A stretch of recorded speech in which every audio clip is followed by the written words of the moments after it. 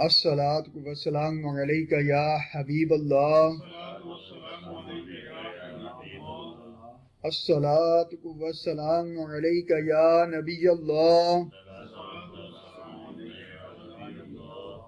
وعلی آلک واصحابک یا نور اللہ۔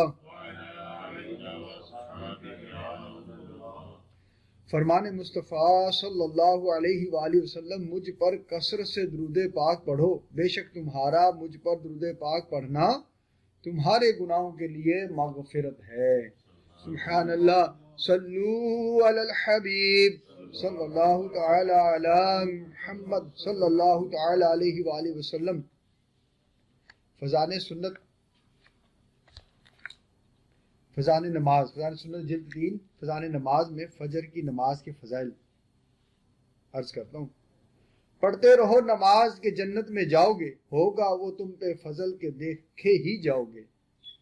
صحابی ابن صحابی حضرت سیدنا عبداللہ ابن عمر رضی اللہ تعالی عنہما سے روایت ہے، سردار مکہ مکرمہ سرکار مدینہ منورہ، سردار مکہ مکرمہ سرکار مدینہ منورہ صلی اللہ علیہ وآلہ وسلم ارشاد فرماتے ہیں، جو صبح کی نماز پڑھتا ہے وہ شام تک اللہ پاک کے ذمے میں ہے۔ ایک دوسری روایت میں ہے، تم اللہ پاک کا ذمہ نہ توڑو، جو اللہ پاک کا ذمہ توڑے گا اللہ پاک اسے عمدہ یعنی الٹا کر کے دوزخ میں ڈال دے گا۔ حضرت علامہ عبدالرؤف مناوی رحمت اللہ علیہ لکھتے ہیں، جو فجر کی نماز اخلاص کے ساتھ پڑھے وہ اللہ پاک کی امان یعنی حفاظت میں ہے، اور خاص صبح یعنی فجر کی نماز کا ذکر کرنے میں حکمت یہ ہے کہ اس نماز میں مشقت یعنی محنت ہے، اور اس پر پابندی صرف وہی شخص کر سکتا ہے جس کا ایمان خالص ہو، اسی لیے وہ امان یعنی پناہ کا مستحق ہوتا ہے۔ دوسری جگہ لکھتے ہیں، اللہ پاک کا ذمہ توڑنے کی سخت وعید یعنی سزا کی دھمکی، اور فجر کی نماز پڑھنے والے شخص کو ایذا یعنی تکلیف پہنچانے سے ڈرنے کا بیان ہے۔ حضرت سیدنا سلمان فارسی رضی اللہ تعالیٰ عنہ سے روایت ہے، میرے آقا تاجدار مدینہ صلی اللہ علیہ وآلہ وسلم کا فرمان عبرت نشان ہے، جو صبح کی نماز کو گیا ایمان کے جھنڈے کے ساتھ گیا، اور جو صبح بازار کو گیا ابلیس یعنی شیطان کے جھنڈے کے ساتھ گیا۔ حضرت مفتی احمد یار خان رحمت اللہ علیہ اس حدیث پاک کے تحت لکھتے ہیں، یعنی انسان کے دو ٹولے یعنی دو گروپس ہی ہیں، حزب اللہ یعنی اللہ کا گروہ، اور حزب الشیطان یعنی شیطان کا گروہ۔ ان کی شناخت یعنی پہچان یہ ہے کہ رحمانی ٹولے والے دن کی ابتدا نماز اور اللہ پاک کے ذکر سے کرتے ہیں، اور شیطانی ٹولے والے بازار و دنیاوی کاروبار سے۔ خیال رہے کہ دنیاوی کاروبار منع نہیں، مگر سویرے اٹھتے ہی نہ خدا کا نام نہ اس کی عبادت بلکہ ان یعنی دنیاوی کاموں میں لگ جانا، یہ شیطانی کام ہے۔ حضرت سیدنا ابو ہریرہ رضی اللہ تعالیٰ عنہ سے روایت ہے، سرکار مدینہ منورہ مدینے کے تاجدار صلی اللہ علیہ وآلہ وسلم نے ارشاد فرمایا، جب تم میں سے کوئی سوتا ہے تو شیطان اس کی گدی یعنی گردن کے پیچھے حصے میں 3 گرہیں یعنی گانٹیں لگا دیتا ہے۔ ہر گرہ یعنی گانٹ پر یہ بات دل میں بٹھاتا ہے کہ ابھی رات بہت ہے، سو جا۔ پس اگر وہ جا کر اللہ کا ذکر کرے تو ایک گرہ یعنی گانٹ کھل جاتی ہے، اگر وضو کرے تو دوسری گرہ کھل جاتی ہے، اور نماز پڑھے تو تیسری گرہ بھی کھل جاتی ہے۔ پھر وہ خوش اور تر و تازہ ہو کر صبح کرتا ہے، ورنہ غمگین دل اور سستی کے ساتھ صبح کرتا ہے۔ حضرت علامہ مولانا مفتی احمد یار خان رحمت اللہ علیہ اس حدیث پاک کے تحت لکھتے ہیں، شیطان انسان کے بالوں میں یا دھاگے میں صبح کے وقت غفلت کی 3 گرہیں لگا دیتا ہے، اس لیے صبح کے وقت بڑے مزے کی نیند آتی ہے۔ حضور صلی اللہ علیہ وآلہ وسلم نے ان 3 گرہوں یعنی گانٹوں کے کھولنے کے لیے 3 عمل ارشاد فرمائے، جو بیان کردہ حدیث پاک میں موجود ہے، یعنی وضو کرے، نماز پڑھے، اور پھر وہ گرہیں 3 کھل جائیں گی۔ ملفوظات اعلیٰ حضرت صفحہ 352 پر ہے، فجر کی اول وقت سنتے پڑھنا اولا یعنی بہتر ہے. یعنی جب فجر کا نماز کا ٹائم شروع ہو جاتا ہے، فجر کی جماعت تو بعد میں ہوتی ہے، لیکن جو ہی فجر کا نماز کا ٹائم شروع ہو جائے اس وقت سنتیں ادا پڑھنا افضل ہے. حضرت سیدنا علامہ علی قاری رحمت اللہ علیہ حدیث پاک سے پھر وہ خوش اور تر و تازہ ہو کر صبح کرتا ہے کہ تحت فرماتے ہیں کیونکہ وہ شیطان کی قید اور غفلت کی چادر سے چھٹکارا پا کر اللہ پاک کی خوشی پانے میں کامیاب ہو چکا ہوتا ہے. اس کے الٹ جو شخص رات میں اٹھ کر نہ ذکر اللہ کرتا ہے اور نہ وضو کر کے نماز پڑھتا ہے بلکہ شیطان کی فرما برداری کرتے ہوئے سویا رہتا ہے حتیٰ کہ اس کی فجر کی نماز تک نکل جاتی ہے، تو وہ غمگین دل اور بہت ساری فکروں کے ساتھ اور اپنے کام پورے کرنے کے تعلق سے حیران و پریشان ہو کر صبح کرتا ہے، اور جو کام بھی کرنے کا ارادہ کرتا ہے اس میں ناکامیاب رہتا ہے، کیونکہ وہ اللہ پاک کی نزدیکی سے دور ہو کر شیطان کے دھوکے کے جال میں پھنس چکا ہوتا ہے. یا الہی فجر میں اٹھنے کا ہم کو شوق دے، سب نمازیں ہم جماعت سے پڑھیں وہ ذوق دے.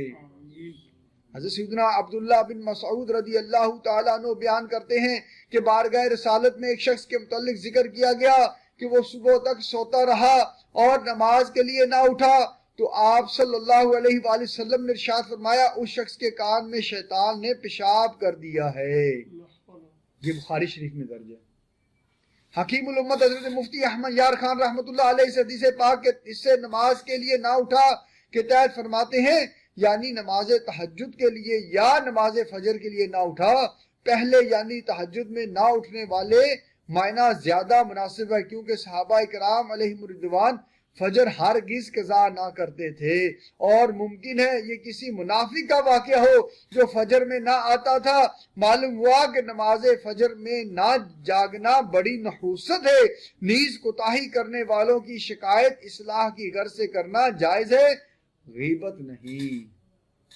حضرت علامہ محمد بن احمد انصاری قرطبی رحمت اللہ علیہ فرماتے ہیں یہ بات ثابت ہے کہ شیطان کھاتا پیتا اور نکاح کرتا ہے، تو اگر وہ پیشاب بھی کر لے تو اس میں کیا رکاوٹ ہے. شیطان کو بھگائے گی اے بھائیو نماز، فردوس میں بسائے گی اے بھائیو نماز. قوت القلوب میں ہے. شیطان کے پاس عود ناک میں ڈالنے والی کوئی چیز، لوک چاٹنے والی کوئی چیز اور ضرور ناک میں ڈالنے والی کوئی چیز ہے.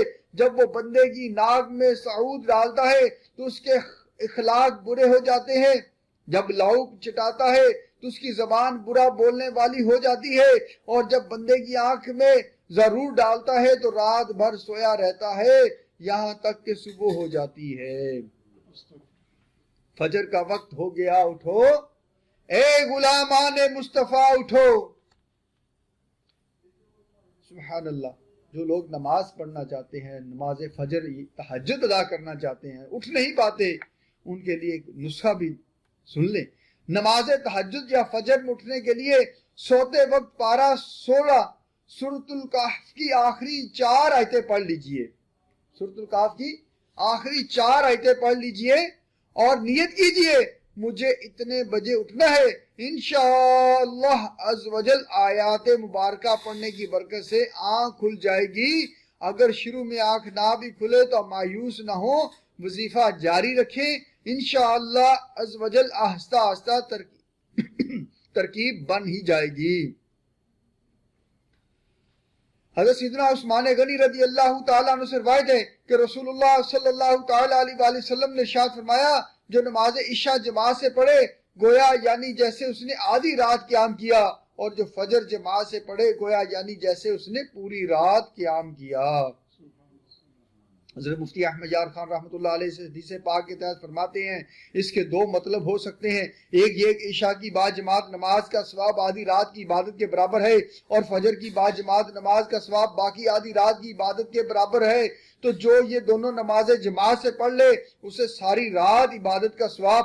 دوسرے یہ کہ عشاء کی جماعت کا ثواب آدھی رات کے برابر ہے، اور فجر کی جماعت کا ثواب ساری رات عبادت کے برابر، کیونکہ یہ یعنی فجر کی جماعت عشاء کی جماعت سے زیادہ بھاری یعنی نفس پر بوجھ ہے۔ پہلے معنی زیادہ قوی یعنی زیادہ مضبوط ہیں۔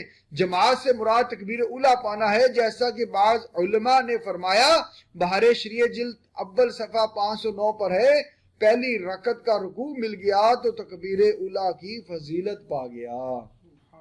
اللہ پاک سے دعا ہے جو کچھ سنا سیکھا اس پر عمل کرنے کی سعادت نصیب فرمائے، آمین بجاہ النبی الامین صلی اللہ تعالی علیہ وآلہ وسلم۔ بسم اللہ الرحمن الرحیم، الحمدللہ رب العالمین، والصلاة والسلام علیک یا رسول اللہ یا رب مصطفیٰ وجل وصلی اللہ تعالی علیہ وآلہ وسلم بطفعل مصطفیٰ صلی اللہ تعالی علیہ وآلہ وسلم۔ جو کچھ درس ہوا اسے یاد رکھنے، اسے دوسروں تک پہنچانے، اس پر عمل کرنے کی سعادت عطا فرما۔ اے اللہ پاک ہماری، ہمارے ماں باپ کی اور ساری امت کی کامل مغفرت فرما۔ اے اللہ پاک ہمیں نیک بنا، ہمارے گھر والوں کو نیک بنا، درس کی غلطیاں اور تمام گناہوں کو معاف فرما، نیکی کا جذبہ عطا فرما۔ اے اللہ پاک پانچوں نمازیں تکبیر اللہ کے ساتھ پہلی صف میں مسجد میں ادا کرنے کی سعادتیں عطا فرما۔ اے اللہ پاک فجر کی نماز کی پابندی کرنے کی توفیق عطا فرما۔ اے اللہ پاک رحمانی گروہ میں ہمیں شامل فرما، شیطانی گروہ سے ہمیں محفوظ فرما۔ کہتے رہتے ہیں دعا کے واسطے بندے تیرے، کر دے پوری آرزو ہر بے کس و مجبور کی۔ جب دمے واپسی ہو یا اللہ، نگاہوں میں جلوائے مصطفیٰ صلی اللہ تعالی علیہ وآلہ وسلم، لب پہ ہو لا الہ الا اللہ محمد رسول اللہ صلی اللہ تعالی علیہ وسلم۔